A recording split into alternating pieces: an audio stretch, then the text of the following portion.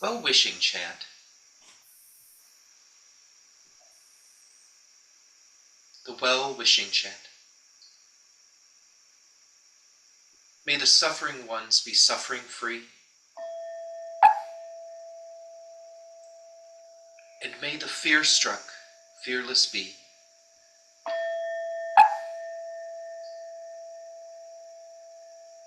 May the grieving shed all grief, and may the sick find health relief.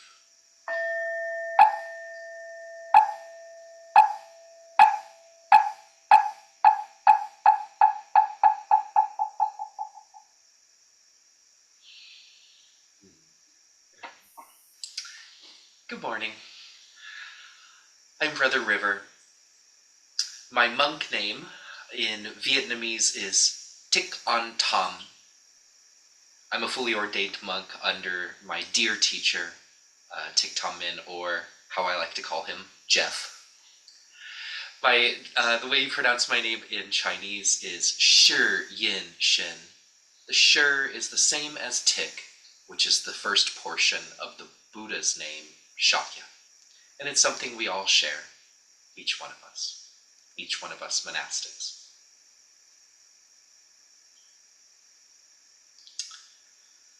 I'd like to talk this morning about slowing down. I had quite a profound experience while visiting the Abbey this past weekend, as well as the Walla Walla prison. And I'd like to share some things that I observed while on that trip. Some things that I've found to be helpful in this practice of ours. So I'd like to share some words, and then I'll open it up for discussion and conversation and that sort of thing.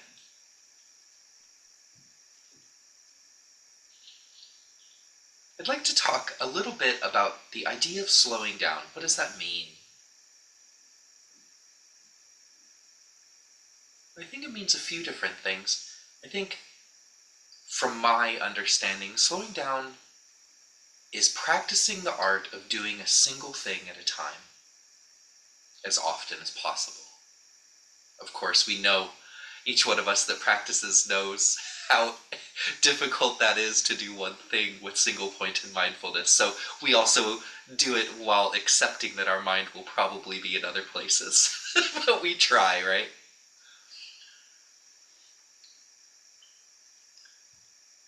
This past weekend, my dear teacher and I had the great privilege of joining the Sangha at the Walla Walla prison for their Buddha Day celebration. And many of the folks that live in that prison that participated, as well as some of their family, and as well as some of the folks that work in the prison, this was their first experience with slowing down. I spoke with a couple of folks that live in the prison, and they were so moved by there being these two monks that were just with them. We weren't we weren't over here and running this way, and we sat and we were listening, and we were present. And when we were eating our food, we were eating our food. When we were having a conversation, we were having a conversation. And I think that was very moving for many of these folks, because I think especially in an environment like that, there's just a lot going on at once.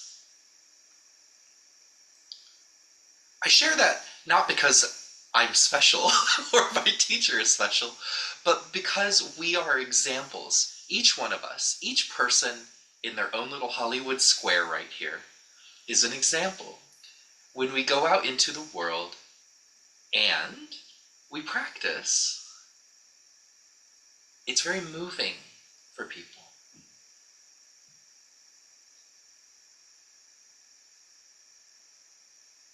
You see, I think one of the greatest things that we can do in this life is help ourselves.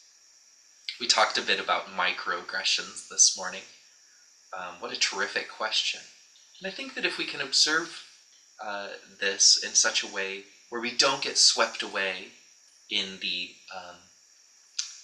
in the person's desire for our reaction, and instead meet it with the recognition that ignorance is one of the sources of our suffering.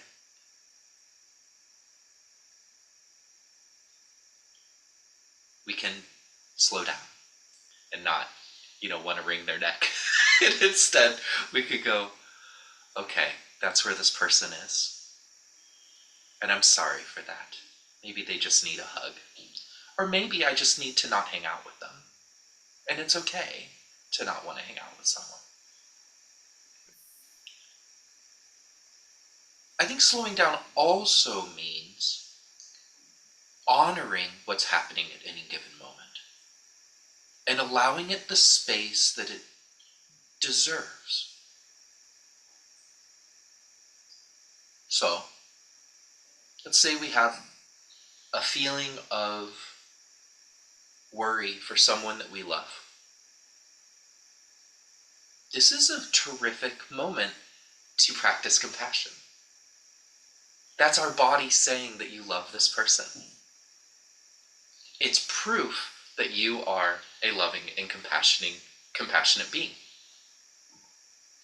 And that in that moment, we can honor that by being with that feeling as opposed to rejecting it or pushing it away or pushing it down. Instead, we can go, oh, what a gift it is to have the opportunity to love so deeply. Instead of being swept away by the worry, instead, we can be washed by the depth of love.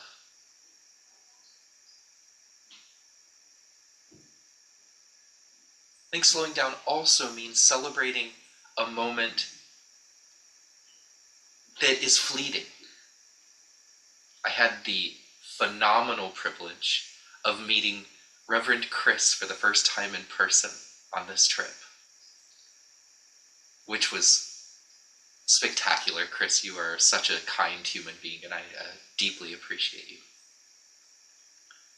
And it was a few hours after that, while I was standing in a reproduction of Stonehenge, yes, you heard me right, Stonehenge, I thought to myself, what a terrific day.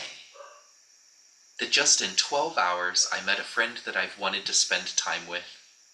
I'm standing in a life-size reproduction of Stonehenge with one of my favorite human beings on this planet, headed to an abbey that I've never had the opportunity to visit, on a planet that makes people like you and me and the birds and everything we see possible. What a miracle. And it was in that moment that I realized, wait a second, this is slowing down. This is just observing something for what it is, not for what I want it to be or what it was or, or what's going to happen tomorrow. But wow, look at this. The fact that I get to see my friends right here on a screen. I can't reach out and touch you, but I can see you. And isn't that terrific? I want to share a story with you, if I may, of something that happened while I was visiting the Abbey that was deeply profound and moved me to a place where I believe that I am permanently changed by this experience. It was so moving that my heart has been expanded like when the Grinch's heart grows as 3 sizes. It was one of those moments. On Sunday morning, Ty Cozen generously offered to bring myself and Ty Jeff to a beautiful Presbyterian church. But before we left for the Presbyterian church, I decided to go for a walk, and there was a break in the rain. It was pretty rainy that weekend. And there was a break in the rain, and I realized I have never gone on an adventure. I've only been to the Abbey twice, and I haven't had the opportunity of seeing the entirety of the grounds. So I was like, I want to go around. So I got lost. I found an orchard. I met some really cute chickens. There was one that had like a white hair, one that was gray and really chunky. And so I just walked around and I went on an adventure. And it was so spectacular. And I went to all the different statues, and I stopped in front of Diatong Botat, or Kashidi Garba statue, and I lit some incense and bowed, and I felt compelled to bring some incense with me on the rest of my adventure. So I lit one, and I was carrying it around and letting it perfume the air while I watched the clouds drift across the mountains. And I found the labyrinth,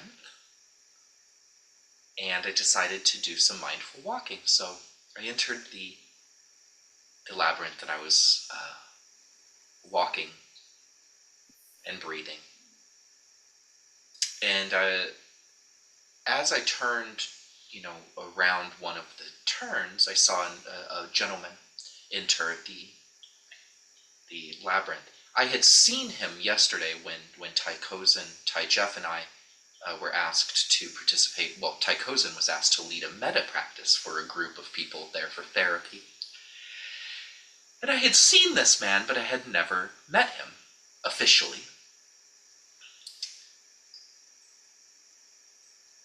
And when I was supposed to be being mindful of my walking, I instead was distracted by this man's expression. And his expression was of great sorrow. He had a lot of sorrow. You know, when you meet a person where it's almost like they're sweating sadness, they're just almost emanating sorrow. And so the labyrinth, if you haven't been to it, and I encourage you to if you visit the Abbey, it's neat because you go around like this and then it sends you back, and then you go around like this and it sends you back. So I'm walking this way and this man is walking this way. And I could see on his face that he needed to feel seen, like we all desperately need to feel seen. And so I bowed to him very deeply, and I put the incense in his hands. And he took the incense. This was in complete silence. And he kept walking, and I kept walking. And eventually I made it to the center of the labyrinth, where there's a little tree. I don't know what kind of tree it is, but it's real cute. And I was sitting and watching these clouds, these low, kind of stormy, doomy looking clouds move across the trees. And this man, he comes in and he goes to hand me the incense, and I suggested that he placed it under the tree, and he didn't quite understand what I was trying to suggest to him without words. So I took the incense from him and placed it under a tree. This is all very slow. This is all very quiet. We're not talking. I haven't introduced myself to this man. And I placed the incense under the tree. And there were these little river stones. It's interesting because the path of the labyrinth are these real sharp black stones. But there were, I don't know, 2, 3, maybe 4 of these smooth, kind of orangish color, like Sister Minbao's robe color rocks. And they were, little kind of smooth ones under this tree. And I'm sure that everyone here can empathize with this, but have you ever had a moment where you go, do that, and you don't know why, but you've slowed down, you're listening to yourself, and it's like, walk that way, don't walk that way. Or, you know what, I need to call Joe. And then I call Joe and I find out she needs someone to listen to her. So I had this feeling, pick this rock up and place it in this man's hand. So I placed the rock in this man's hand, and tears came to his eyes as he sat there, clutching the stone. I've never seen someone clutch something so strongly. His hand white.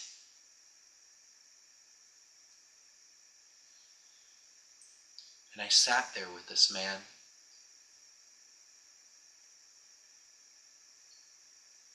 And we sat in complete silence. And he knew that I was there with him. And I knew that I was there with him. And we didn't need to say or do anything.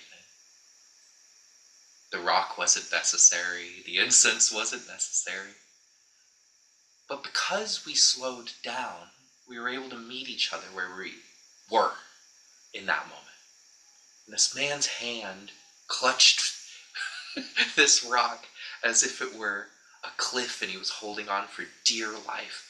And all of that pain that he's been holding on to,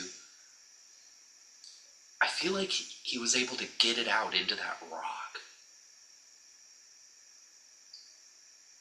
And after some time, I'm not sure how long, there were some people from the group that came and got him because they had another activity going. And as he was walking away, he looked back and he put the rock in his pocket. When I was leaving later that day after we got back from church, this man ran up to me and gave me the biggest hug and thanked me, even though he wasn't supposed to be talking. He did. And I probably shouldn't tell Tychosin this, but I talked right back to him. And I gave this man a big, big hug. And he gave me a big, big hug.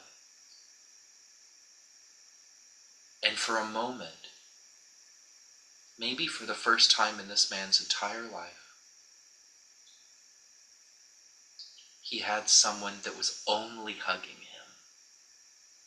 They weren't caught up in the beautiful scenery, by the magic and majesty of that place.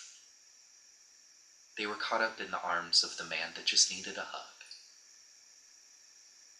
And I share that because this is our practice. This is what we do. Once again, I'm not special. This isn't a me story. This is an example of what we're all doing. One. When we slow down, we have an opportunity to experience life in a totally new way. I learned something very profound after leaving the Abbey and the prison.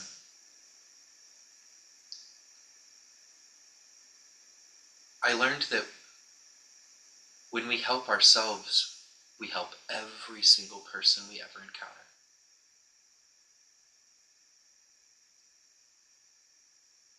I used to be a very angry person, navigated this world with a lot of sorrow and resentment.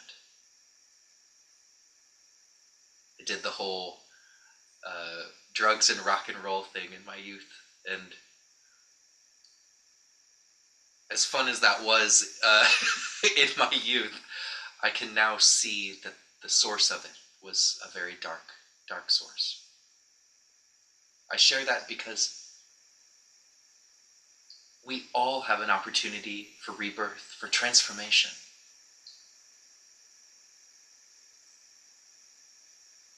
And we all have the opportunity to slow down and live this moment. We're not guaranteed the next one. And the previous one may have been kind of crap.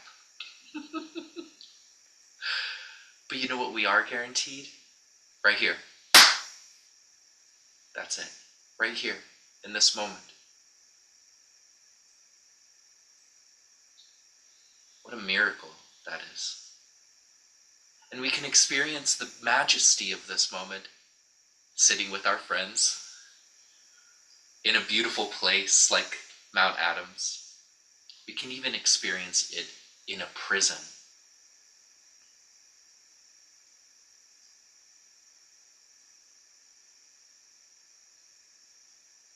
So I invite and challenge you today. I invite you to explore this moment. Meet it as it is. Meet it with curiosity, excitement.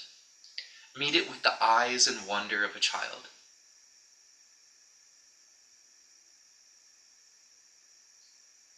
My challenge is, when we leave this morning group, I challenge each and every one of us to meet each moment with single-pointedness today. When you go to use the bathroom, leave your phone in your living room. When you get in your car today, don't turn on the radio. When you go to send a text message to your best friend, pause your music and send the text message. When you go to listen to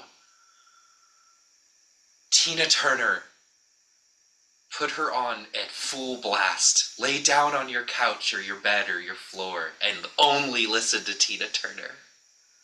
When you go to sweep your floor, turn Tina off and sweep your floor. I challenge you to do this for 7 days.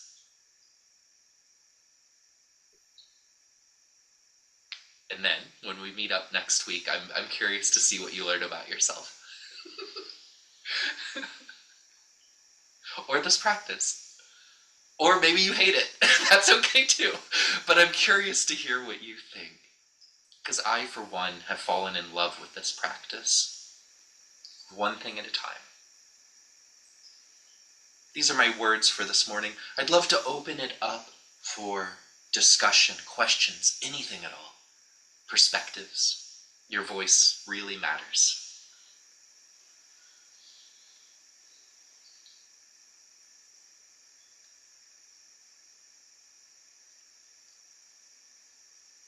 Brother River, I just want to say I love you. I love you right back, Joe. That's Oh, thank you. I love you.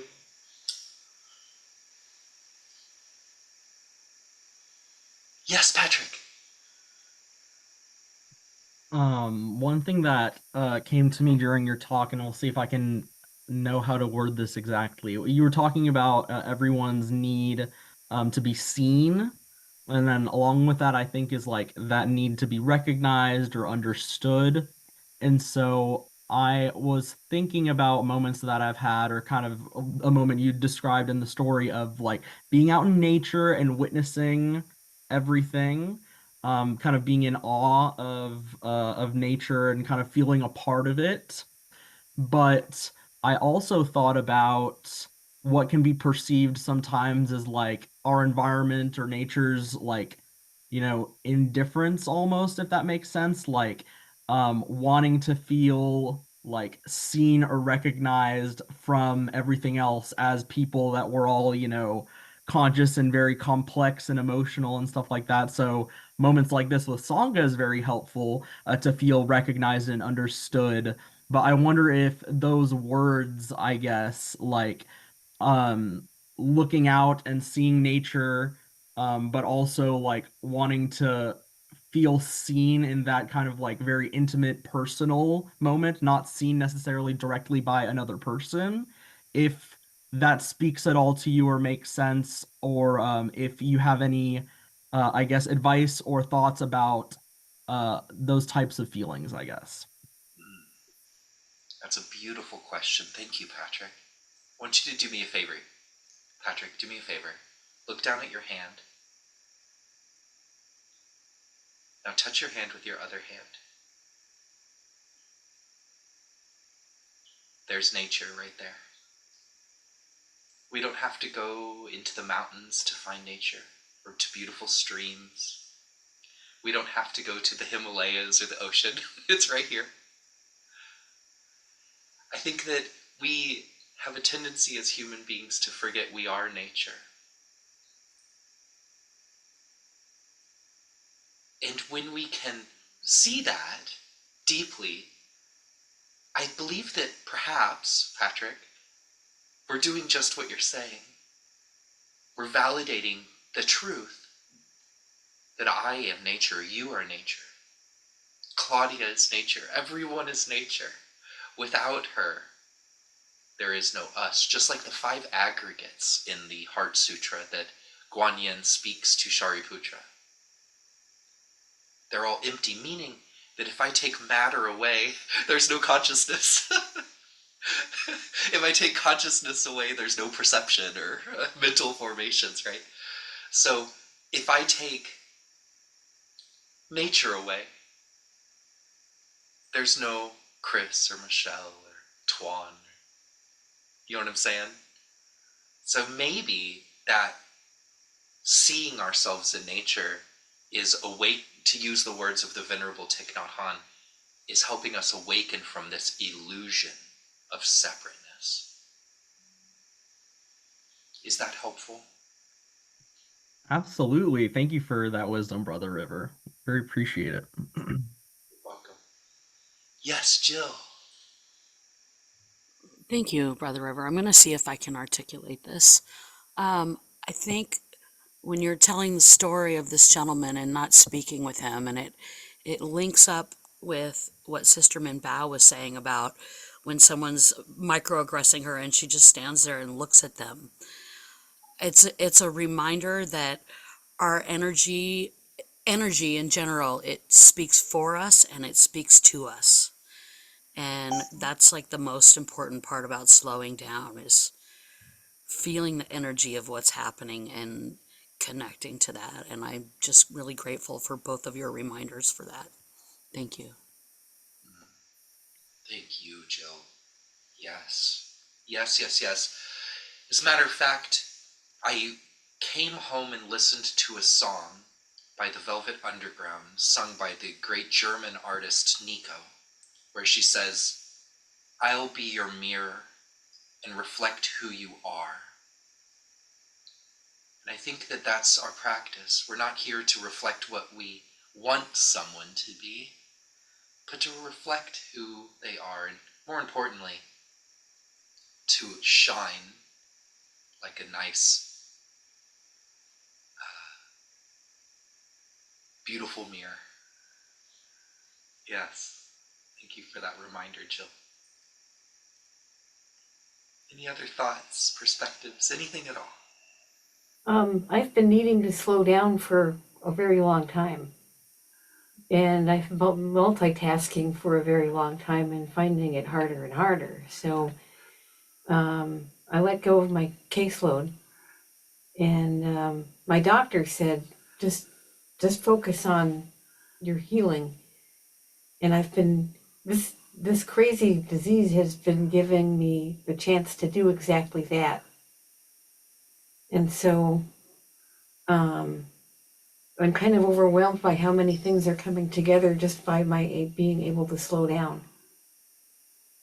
And I'm still working on it. I want to get up and dash around and have to remind myself that no, I might stumble or trip or, get too tired and I need to slow down.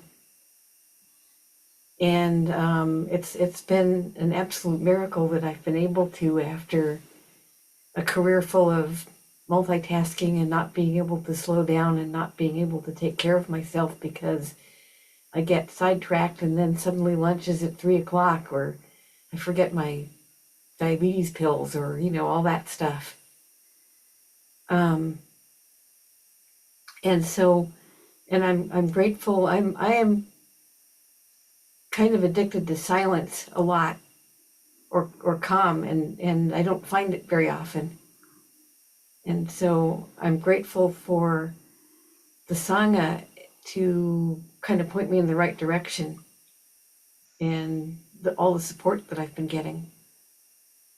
And I've been feeling a closeness to nature that I've missed.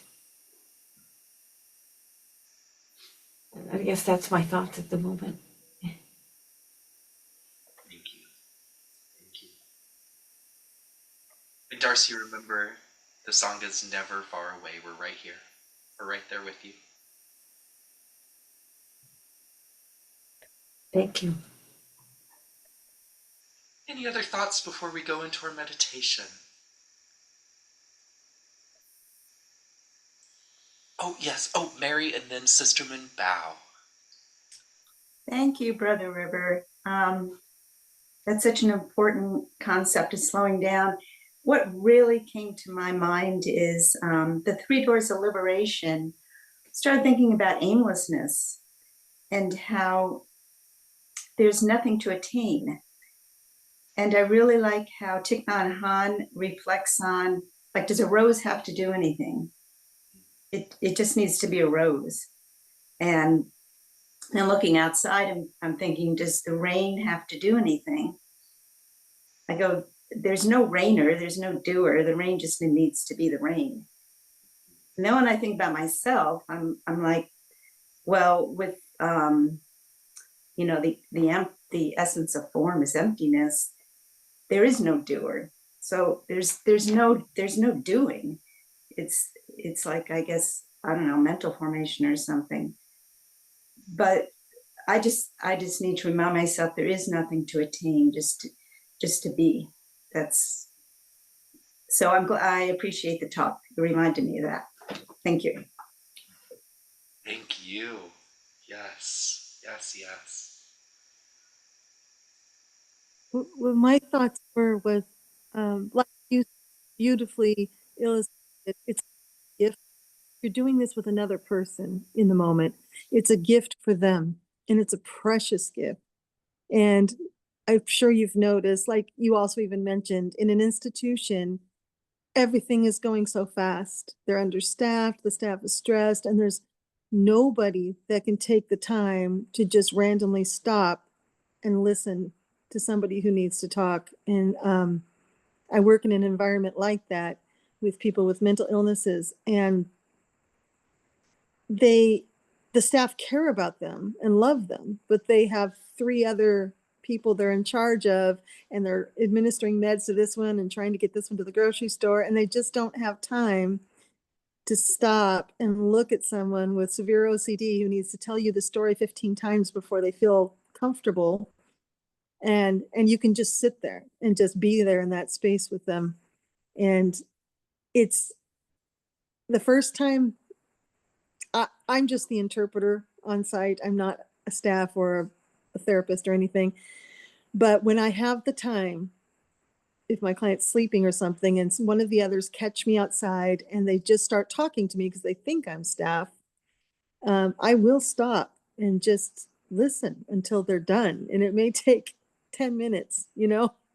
And I understand regular staff don't have this, but there's such a calmness in them when they're finally done with their connection with you that it's just such a gift. And it's a gift for me because it reminds me to do the same, to slow down, to be with myself, to find a way to just enjoy the moment. And so it's wonderful that you're able to do that in a prison, because I imagine that's one of the greatest gifts these prisoners receive.